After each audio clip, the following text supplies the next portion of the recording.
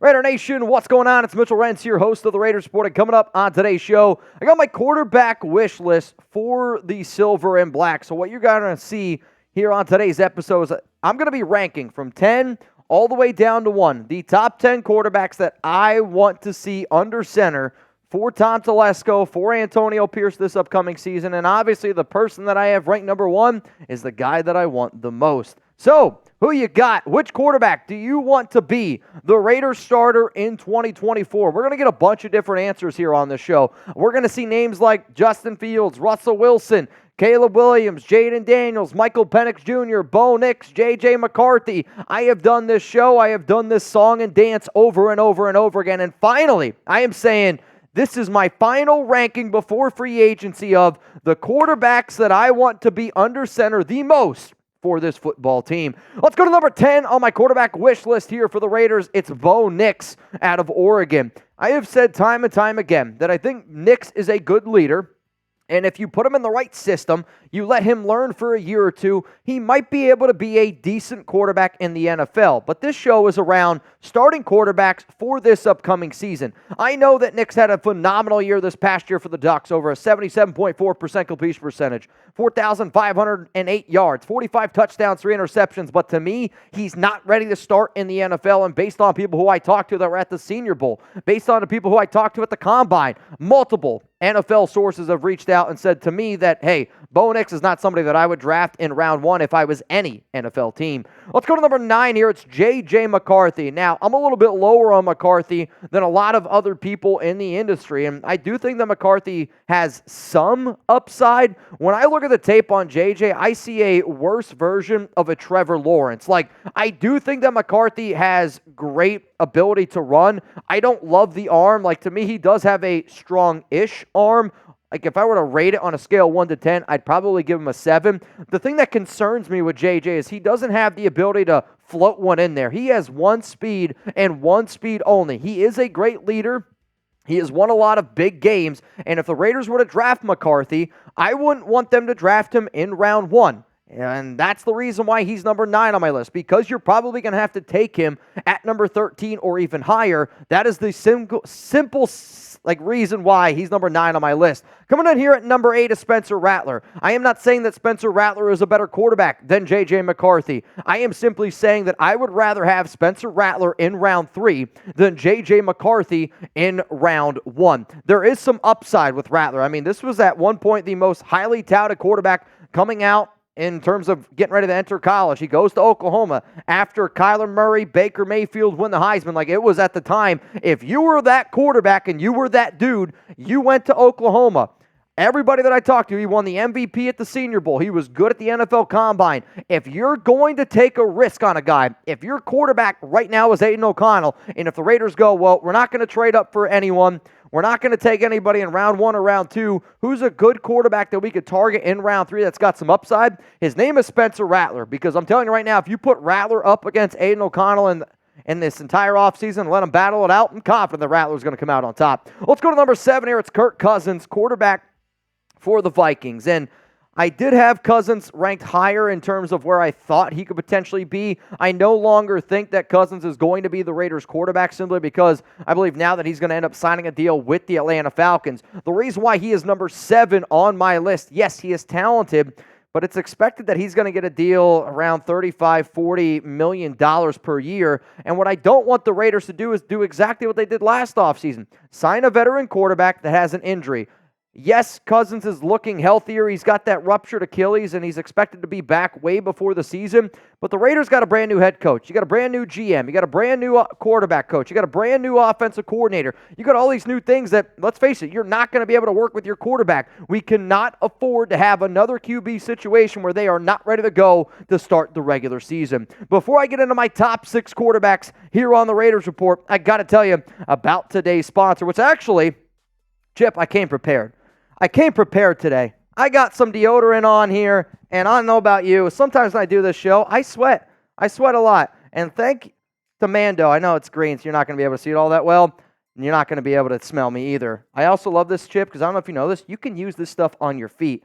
It has saved my relationship with Alex. I'm telling you that right now. So shout out to today's sponsor, Mando. Control body odor anywhere with Mando and get $5 off your starter pack. That's over 40% off with promo code CHAT at shopmando.com. I love Mando because it's a whole body deodorant, and Mando is seriously safe to use anywhere on your body. Pits, packages, your balls, your grundle, belly buttons, butt cracks, stinky crevices, stomach folds, and your feet. If I was allowed to show you guys me using this on my gooch, hell, I would do it. And on top of that, I've always had smelly feet, and I'll just be real with you. I played a lot of baseball games, and back in my old school baseball days when I'd get home, we were all hanging out as a team together. I'd take off my cleats, I'd take off my socks. My roommates would literally, I'm not kidding you, force me to put my socks in the laundry basket the very first thing I did. And if I didn't, they were all like 6'2", and I was like the smallest guy on our team. They beat the crap out of me, and it's because I have smelly feet, and I've always had smelly feet. But luckily, when I use Mando, I notice a difference right away. Like, there's even times where I got to soak my feet for like 10 to 15 minutes, and that's just kind of annoying. It's a lot of time that I don't really have. So what do? Use a little bit of Mando underneath your arms. You can use it on your feet. You can use it just about anywhere. And for people that live out in California or maybe in Las Vegas, Arizona, hell, I'm down here in Texas, I sweat when I eat. So having a deodorant like this, it's awesome. So all I want you to do is listen up right now, because I got a discount code to help you get hooked on my favorite smelling whole body deodorant on the market. New customers get $5 off a starter pack with our exclusive code.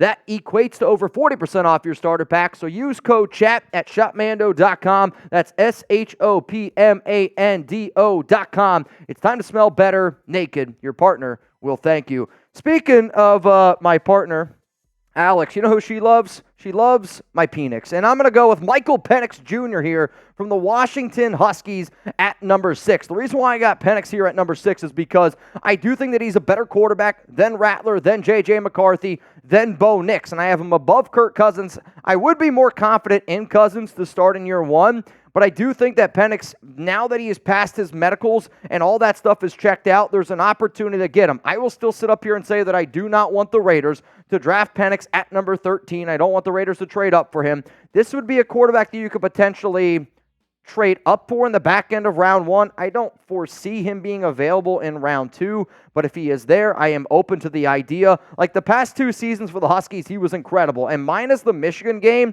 he's been nothing short of spectacular. Yes, he's a lefty, but you know what? If you watch the tape of Pennock Jr. and you flip it, where he's not a lefty and he's a righty, you're going to look at him and you're going to go, holy shit, his arm talent, it kind of reminds me a lot of Justin Herbert. So what I want you guys to do right now is join the family. Hit that subscribe button for free Raiders videos every single day.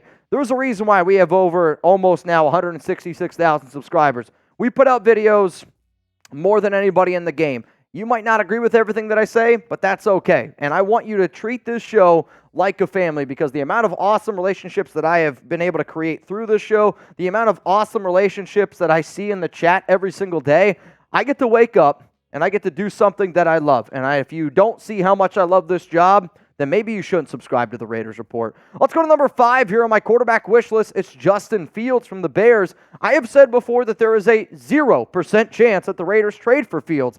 That doesn't mean that I don't think it's a potentially interesting idea for Las Vegas. Now, the reason why he's number 5 is because, in my mind, the Raiders could get Fields for a third-round pick. You give him for a third-round pick, only costs $6 million, $22 million for the following year, but you would find somebody that I do think has upside. You're able to find somebody that I would be interested to see Fields with the Raiders offense overall. I'm not going to lie, I'm not crazy about the idea, / I don't think it makes any sense to pair him again with Luke Getsy, and I really wish that the Raiders didn't go the Getsy route, but if we're talking about starting QB this year and this year only, like the only way I am trading for Justin Fields is if these next 4 quarterbacks, you tell me there is a 0, and I mean 0% chance that we are going to get him, and it also means the only way I'm trading for Justin Fields is if you tell me right now that we got to take Bo Nix, J.J. McCarthy, heck, Michael Penix Jr. in round 1 or sign a quarterback like Kirk Cousins.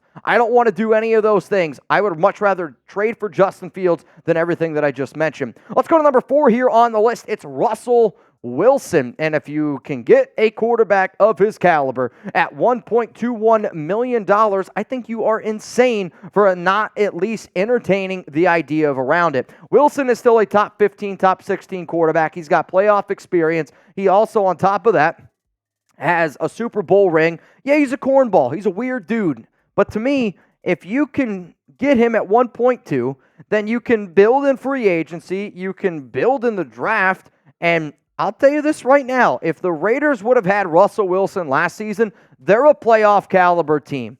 And if I know that I can add a quarterback that makes my roster a playoff caliber team at $1.21 million, I'm going to do it.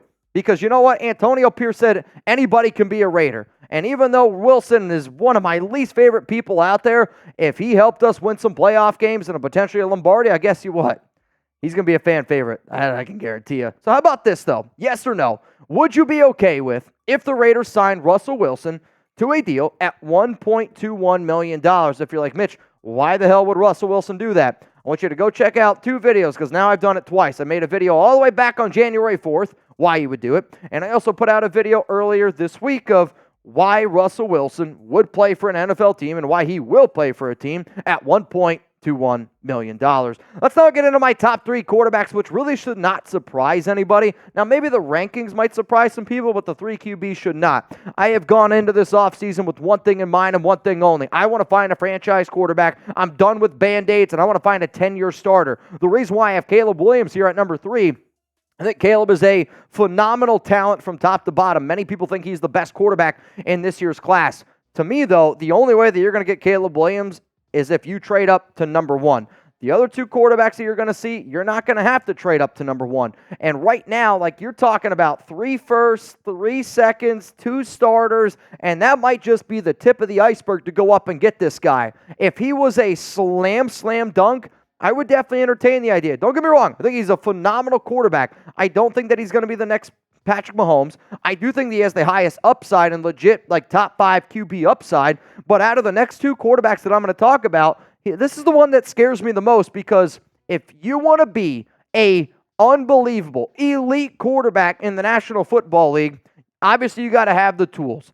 Obviously you got to have everything in your favor. And from a athletic profile, from an arm strength, Caleb Williams has it all. The thing that scares me the most about Williams, though, is the mental. And I am worried that he might not be as mentally sharp, mentally tough, be able to mentally just handle everything that it takes to be an NFL quarterback. And that is why he is ranked number 3 for me. Let's go to number 2 on my list. It's Drake Maye. And I have said this before, that Drake Maye is the quarterback that I like the most in this year's class.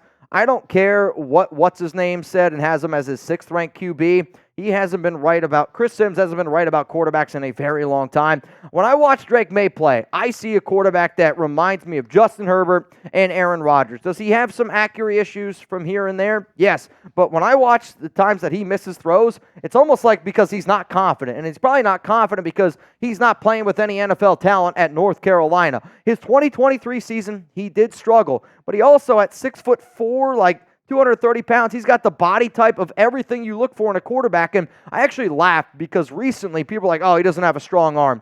Drake Maye threw a football 80 yards.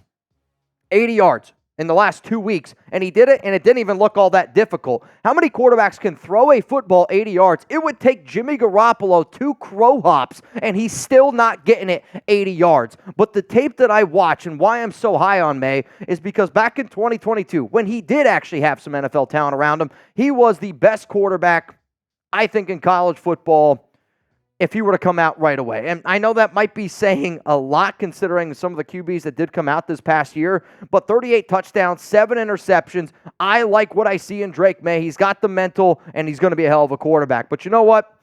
This is no surprise here. Number 1, it's Jayden Daniels. And the reason why Jayden Daniels is number 1 is because I believe that Caleb Williams gets drafted before Daniels, and I believe that Drake Maye also gets drafted ahead of Daniels. So out of all the quarterbacks here that I want to trade up for, I believe that he's going to be the cheapest to get. On top of that, I'm an AP guy. I believe in Antonio Pierce. The way that I am as a man, I trust you until you give me a reason not to trust you.